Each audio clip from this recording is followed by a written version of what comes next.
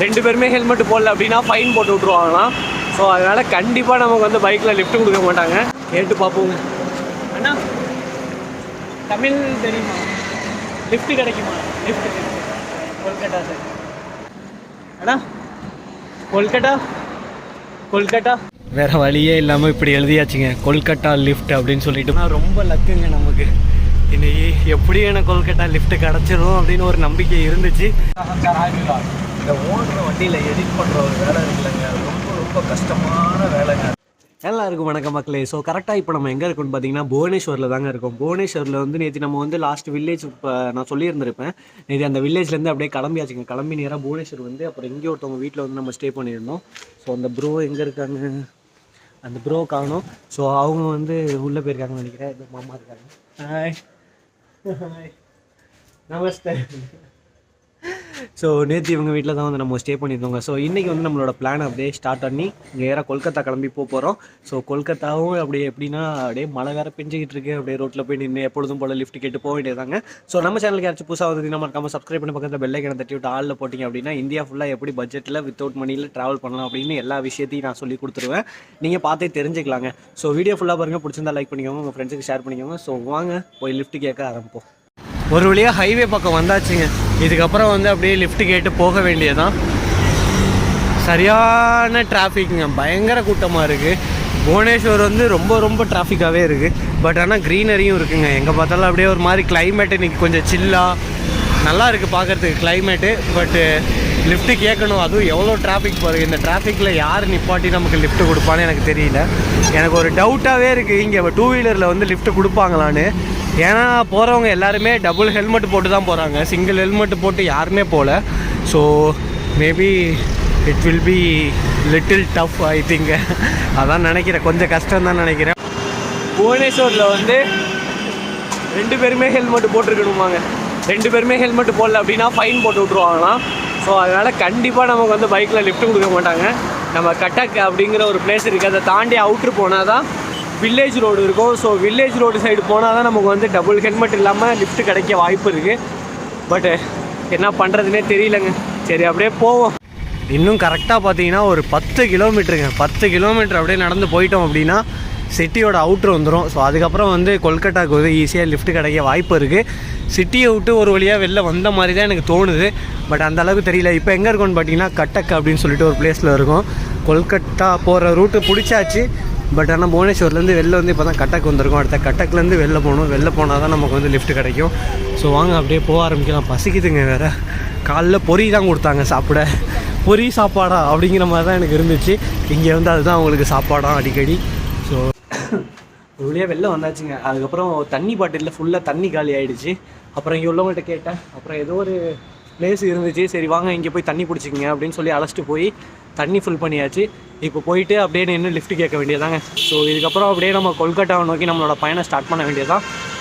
Hope நமக்கு lift கிடைக்கும் நம்புகிறேன். ஃபைனலாக ரொம்ப நேரத்துக்கு அப்புறம் ஒரு லிஃப்ட் கிடச்சிருச்சுங்க. அவங்களே வாண்டடாக நமக்கு ஸ்டாப் பண்ணாங்க. ஸ்டாப் பண்ணி சரி வாங்க அப்படியே அழைச்சிட்டு போகிறேன் அப்படிங்கிற மாதிரி சொல்லிட்டாங்க.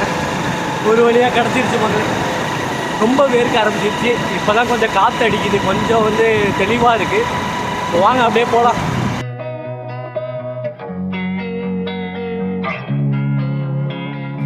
Losing time, I'm fading fast. I just wanna make it last. Try to let go of the past. I close my eyes, embrace the blast. Sleepless nights and headaches stack. Restlessness to hell and back. What's my purpose? What do I grab? A slippery surface, a heart attack.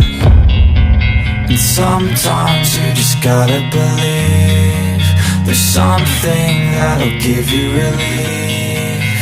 There's something that'll have what you need. What you need. ஓய்யோ வேறு மாதிரி கிளைமேட்டுங்க. கீழே அப்படியே greenery, அப்படியே white line, அப்படியே black line. ஒரு வழியாக toll Plaza வந்தாச்சு. இதுக்கப்புறம் ஏதாச்சும் ட்ரக்கு இல்லை கார் எதுக்காச்சும் லிஃப்ட் கேட்கணுங்க கொல்கட்டாக்கு. ஸோ இங்கேருந்து பார்த்தீங்கன்னா கொல்கட்டா மினிமம் எப்படி எனக்கு தெரிஞ்சு ஒரு 390 400 கிலோமீட்டர் இருக்கும். ஒரு லாங் லிஃப்ட் கிடச்சா பிரச்சனை இல்லை. இப்போ டைம் கரெக்டாக பார்த்தீங்கன்னா 3 ஆக போகுது. ஸோ லிஃப்ட்டு கிடைக்கும்னா நம்புகிறேன்.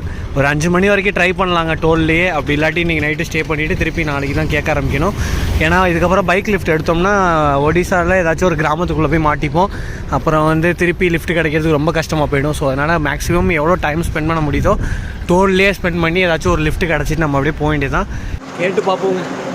அண்ணா தமிழ் தெரியுமா? லிஃப்ட் கிடைக்குமா? Lift Kolkata sir, lift Kolkata. என்ன எப்படி கேட்குறதுன்னு தெரியலங்க. லாங்குவேஜ் தான் ப்ராப்ளமாக இருக்குது. ஹிந்தி தெரிஞ்சால் கூட ஹிந்தியில் கேட்கலாம், பட் ஹிந்தி தெரியல நமக்கு.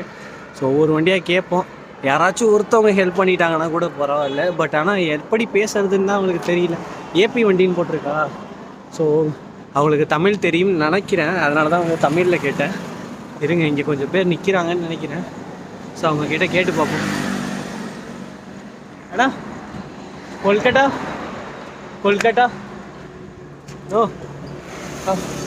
கொல்கட்டாவுக்கு யாரும் போகலன்னு சொல்கிறாங்களே. வேறு வண்டி தான் பார்க்கணும், ஆனால் இப்போதைக்கு எந்த வண்டி இல்லைங்க. ஸோ கொஞ்சம் நேரம் லேட் ஆகட்டும். இங்கேயே அப்படியே டைம் ஸ்பெண்ட் பண்ணிவிட்டு வேறு ஏதாச்சும் வண்டி வந்துச்சுன்னா அப்படியே நம்ம கேட்கலாம்.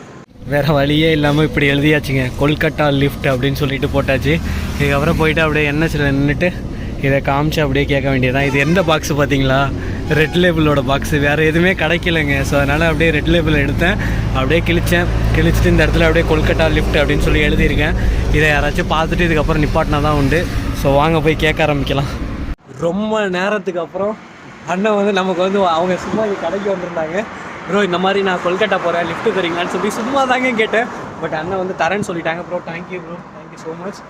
ஸோ ஒரு வழியாக கொல்கட்டாவுக்கு லிஃப்ட்டு கிடச்சிருச்சிங்க. போர்டுலாம் எழுதி வச்சுட்டு கேட்கலாமா வேணாமான்னு வெயிட் பண்ணிவிட்டு இப்போ தான் வந்து சரி பசிக்குதேன்னு சொல்லிட்டு ஸ்நாக்ஸ் கொடுத்துருந்தாங்க. சரி சாப்பிட்லாமேன்னு சொல்லி சாப்பிட்டுக்கிட்டு இருந்தேன். கரெக்டாக வந்து ஏந்திரிக்க போகிற நேரத்தில் அண்ணன் வந்தாங்க. அண்ணன் வந்து நமக்கு ஹெல்ப் பண்ணுறேன்னு சொல்லிட்டாங்க. ஸோ நம்மளோட பயணம் கொல்கட்டாவை நோக்கி போகுதுங்க. சரி வாங்க அப்படியே கொல்கட்டாவை நோக்கி போகலாம். நம்மளோட பயணம் அப்படியே ஸ்டார்ட் ஆகிடுச்சிங்க. ஸோ ஆனால் ரொம்ப லக்குங்க நமக்கு. இன்றைக்கி எப்படியும் எனக்கு கொல்கட்டா லிஃப்ட்டு கிடச்சிரும் அப்படின்னு ஒரு நம்பிக்கை இருந்துச்சு. ஸோ அதே மாதிரியே வந்து ஒரு வழியாக நம்ம கிடச்சிருச்சுங்க. இங்கேருந்து கிட்டத்தட்ட பார்த்திங்கன்னா ஒரு 400 கிலோமீட்டருக்கு ஒரு லிஃப்ட்டுங்க. வேறு மாதிரி லக்குங்க. ஆனால் இன்றைக்கி எனக்கு அவ்வளோ கஷ்டப்பட்டேன். அந்த டிராஃபிக்கில் அந்த வெயிலில் நடந்து வர முடியாமல் வேர்த்து விறுவிறுத்து ரொம்ப கஷ்டப்பட்டு வந்தேங்க. இந்த அவுட்டருக்கு வந்ததுக்கு நல்ல ஒரு யூஸுங்க. டேரெக்டாக நமக்கு கொல்கட்டாக்கே லிஃப்ட் கிடச்சிருச்சு. ஸோ நம்மளோட கோஸ்டல் பயணம் இதோட முடிவடைஞ்சிருங்க. ஏன்னா நம்ம வந்து எப்படி சொல்கிறது, சென்னையிலேருந்து நம்ம ஸ்டார்ட் பண்ணோம். சென்னையிலேருந்து அப்படியே ஈஸ்ட் கோஸ்ட்லேருந்து சவுத்து ஈஸ்ட்லேருந்து அப்படியே ஸ்டார்ட் பண்ணி இப்போ ஒரு வழியாக அப்படியே ஈஸ்ட்டுக்கு வந்தாச்சு. வளர்றேன்னா இருங்க தெளிவாக சொல்கிறேன். சென்னையிலேருந்து கொல்கட்டாங்கிறது சவுத்து ஈஸ்ட்லேருந்து ஈஸ்ட் போகிறது. ஆமாம், வேறு ஈஸ்ட் போகிற ஒரு கோஸ்டல் ரோடுங்க அது. அப்படியே பே ஆஃப் பெங்கால் ஃபுல்லாக முடிச்சிட்டோம். எவ்வளோ அழகாக இருக்குது பாருங்களேன். எனக்கு ஒடிசா ரொம்ப பிடிச்சிருக்குங்க. ஒடிசா வந்து நல்ல ஒரு க்ரீனரியாக இருக்குது. ஃபுல்லாக பார்த்தீங்கன்னா ஃபாரஸ்ட்டு தாங்க. ஃபாரஸ்ட்டு, மவுண்டைன்ஸு, பீச்சஸ்னு ஆட்டி வேற மாதிரி இருக்குது. இது இன்னும் வளர்றேன். இன்னும் 391 கிலோமீட்டருங்க கொல்கட்டா. லாரியில் போகிறனால அப்படியே ரொம்ப ஷேக் ஆகுதுங்க. கிடுன்னு ஆடுது அப்படியே மொபைலு. அண்ணன் என்ன சொன்னாங்கன்னா, இது மாதிரி வந்து நான் யாருக்கும் லிஃப்ட்லாம் யாரும் கொடுக்க மாட்டாங்கப்பா ஒடிசாவில், ரொம்ப கஷ்டம். நீ பேகு, காகல்ஸு, ட்ரெஸ்லாம் பார்த்தோன்னா தான் நீ கொஞ்சம் ஓகே பையன் இந்த ஊர் கிடையாதுன்னு சொல்லிட்டு தான் நாங்கள் வந்து கொடுத்தேன் அப்படின்னு சொல்லி சொன்னாங்க. அப்போவே எனக்கு தெரியுங்க. அதனால தான் இந்த மாதிரி நான் ஒரு நல்ல ஒரு பார்க்குறதுக்கு நல்ல லுக்காக இருக்கணும்னு சொல்லிட்டு தான் அந்த மாதிரி பண்ணேன். ஏன்னா நம்ம எப்படி இருக்கோமோ அதுக்கேற்ற மாதிரி தான் வந்து நமக்கு ஹெல்ப் கிடைக்கிறதும் கிடைக்காததும். ஸோ இந்த மாதிரி ஹிட்ச்ஹைக்கிங் பண்ணி லிஃப்ட் கேட்டு ட்ராவல் பண்ணுறவங்களாம் அடுத்தவங்களை இம்ப்ரெஸ் பண்ணுற மாதிரி கொஞ்சம் ட்ரெஸ் போட கற்றுக்குவாங்க. அப்போ தான் வந்து உங்களை மதித்து ஊருக்கு புதுசாக இருக்கானேன்னு சொல்லி உங்களுக்கு ஹெல்ப் பண்ண முன்னாடி வருவாங்க. ஏன்னா உங்களுக்கே தெரியும், நம்ம ஊரில் நம்ம லோக்கலாக நின்னோம் அப்படின்னா கண்டிப்பாக நம்ம ஊருக்காரங்களே மதிக்க மாட்டாங்க. கொஞ்சம் லுக்காக இருந்தோம் அப்படின்னா நம்மள்கிட்டே வந்து வாண்டடாக பேசுவாங்க, எந்த ஊருப்பா எங்கேருந்து வரணும். ஸோ அந்த ஒரு கான்செப்ட் தான். பெட்ரோல் பம்பில் வந்து நிப்பாட்டியாச்சுங்க. பெட்ரோல் பம்ப் வந்தால் இங்கே டீசல் இல்லைன்னு சொல்லிட்டாங்க. சரி ஓகே வாப்பா போய் சாப்பிட்டு வந்துடலாம் அப்படின்னாங்க. நான் வேறு காலையிலேருந்து சாப்பிட்லையா, அதான் சொன்னேன் சரி வாப்பா போய் சாப்பிட்லாம் அப்படின்னு சொல்லிட்டு இப்போ சாப்பாடு கடையை தேடி போயிட்டுருக்கோம். இப்போ கரெக்டாக எங்கே இருக்கோன்னு பார்த்தீங்கன்னா, கத்தாக்லேருந்து ஒரு 100-150 கிலோமீட்டர் வந்துருப்போங்க. டைம் கரெக்டாக பார்த்தீங்கன்னா 6 ஆக போகுது, 5:50 டைம் கரெக்டாக. ஸோ இன்னும் எப்படியும் வந்து நம்ம ஒடிசாலேருந்து வெஸ்ட் பெங்கால் போகிறதுக்கே இன்னும் ஒரு 2-3 மணி நேரம் ஆகிடும். ஏன்னா பார்டரே இன்னொரு 100-150 கிலோமீட்டர் கிட்ட இருக்குது. அதுக்கப்புறம் நம்ம வந்து வெஸ்ட் பெங்கால்குள்ளே பூந்துருவோங்க. சரி இப்போ போயிட்டு நம்ம போயிட்டு சாப்பிட்லாம். ஏன்னா பயங்கரமாக பசிக்குது. ஒரே இடத்துல உட்காந்து வரோமா. அதுவும் இல்லாமல் இது வந்து பெரிய கண்டெய்னரு, அதனால் வண்டி அவ்வளோ ஸ்பீட்லாம் போகுது, பொறுமையாக தான் போவோம். அதனால் ரொம்ப டயர்டாக இருக்குது. சாப்பாடு வந்துருச்சுங்க, ரொட்டி அப்புறம் தால். ஸோ ஒரு வழியாக வந்துருச்சு. அப்படியே சாப்பிட்டுட்டு இங்கேருந்து கிளம்ப வேண்டியதாங்க.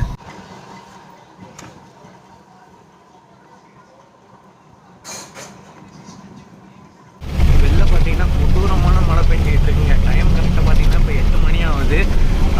இன்னும் கரெக்டாக பார்த்தீங்கன்னா வெஸ்ட் பெங்கால் உள்ளே போகிறதுக்கு இன்னும் ஒரு 50 கிலோமீட்டர் கிட்ட தான் இருக்குது. இன்னும் கொஞ்சம் நேரத்தில் நம்ம வெஸ்ட் பெங்கால் உள்ளே போயிடுவோங்க. ஸோ அதுக்குள்ளே பார்த்தீங்களா எவ்வளோ மழைன்னு சொல்லிட்டு நான் அப்போவே தெரியுங்க இங்கே வந்து பயங்கரமாக மழை பெஞ்சிக்கிட்டு இருக்குன்னு சொல்லிட்டு. பட் இருந்தாலும் நம்ம இந்த கோஸ்டல் லைனை முடிச்சிடணும் அப்படிங்கிறதுக்காக தான் நம்ம வந்து ஹிட்ச்ஹைக்கிங் பண்ணி இப்போ கொல்கட்டா போயிட்டுருக்கோம். ஸோ கொல்கட்டா போயிட்டு அங்கேயும் நமக்கு வந்து பிரச்சனை இல்லை. ஸோ நாளைக்கு மார்னிங் போயிட்டு நேராக ஹவுரா பிரிட்ஜை பார்த்துட்டு அப்புறம் நமக்கு ஹோஸ்ட் ரெடியாக இருக்காங்க. ஸோ அவங்கள பற்றின டீட்டெயில்ஸ்லாம் நான் அடுத்தடுத்த வீடியோவில் சொல்கிறேன் உங்களுக்கு. ஸோ இப்போ வாங்க நம்ம அப்படியே கொல்கட்டாவை நோக்கி போவோங்க. செம்ம மழை பெஞ்சிக்கிட்டு இருக்கு வெளில. இந்த ஓடுற வண்டியில் எடிட் பண்ணுற ஒரு வேலை இருக்குல்லங்க, ரொம்ப ரொம்ப கஷ்டமான வேலைங்க அதுதான்.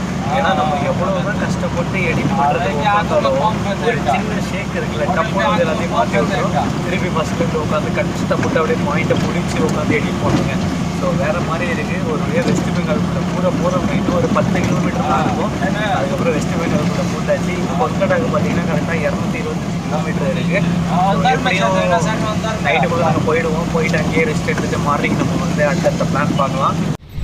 ஒரு வழியாக வெஸ்ட் பெங்கால்குள்ளே வந்தாச்சுங்க. அப்பா எவ்வளோ நாள் கனவு தெரியுமாங்க கொல்கட்டா சைட்லாம் போகணுன்னு சொல்லிட்டு. ஸோ நம்ம ஹிட்ச்ஹைக்கிங் வந்து வெஸ்ட் பெங்கால் வரைக்கும் வந்தாச்சு. தமிழ்நாட்டில் ஆரம்பித்த நம்மளோட ஹிட்ச்ஹைக்கிங் வந்து இப்போ வெஸ்ட் பெங்காலில் வந்து வேற மாதிரி உள்ள நுழைஞ்சாச்சுங்க. எப்பா ரொம்ப சந்தோஷமாக இருக்குது மக்களே. ஒரு வழியாக வெஸ்ட் பெங்காலும் வந்தாச்சு. அதாவது கிட்டத்தட்ட பார்த்திங்கன்னா தமிழ்நாடு, ஆந்திரா, ஒடிசா அப்படின்னு கடந்து இப்போ நம்ம வெஸ்ட் பெங்கால்குள்ளே வந்திருக்கோம். இதோட ஹாப்பினஸ் என்னங்க வேணும். செலவே இல்லாமல் நம்ம அப்படியே லிஃப்ட் கேட்டு மட்டுமே நம்ம வந்து அப்படியே ட்ராவல் பண்ணி ஒரு வழியாக ஒடிசாவிலேருந்து வெளில வந்தாச்சு. இப்போ வெஸ்ட் பெங்காலில் நம்மளோட பயணம் ஸ்டார்ட் ஆகிடுச்சு. சரி வாங்க வெஸ்ட் பெங்கால் எப்படி இருக்குங்கிறதையும் பார்த்துட்டு போயிடலாம். ஒடிசாவெலாம் நம்ம வந்து கோஸ்டல் மட்டும் தான் வந்தோம். இன்னும் நிறையா பிளேஸ் இருக்குங்க ஒடிசாவில் ட்ராவல் பண்ணுறதுக்கு. ஸோ மழை காலம் அந்த ஒரு பிரச்சனைங்கிறதுனால தான் நம்ம வந்து சீக்கிரம் எல்லாத்தையுமே கிராஸ் பண்ணிகிட்ருக்கோம். நமக்கு டைமிங்லாம் கிடையாதுங்க. ரிட்டன் நம்ம திருப்பி வர வேண்டியதான். நார்த் ஈஸ்ட் நம்ம மான்சூனில் பார்த்தே ஆகணும் அப்படிங்கிறதுக்காக தான் இப்போ நம்ம வேகமாக போயிட்டுருக்கிறது. ஏன்னா நார்த் ஈஸ்ட் வந்து மான்சூனில் ரொம்ப அழகாக இருக்குங்க, ரொம்ப க்ரீனரியாக இருக்கும்.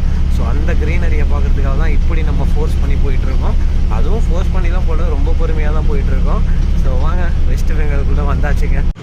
குட் மார்னிங் மக்களே. ஸோ அடுத்த நாளே விடிஞ்சிருச்சுங்க. ஸோ வெஸ்ட் பெங்கால்குள்ளே வந்தாச்சு நம்ம. சரியான தூக்கம் நைட்டு ஃபுல்லாக செம்ம தூக்கம்.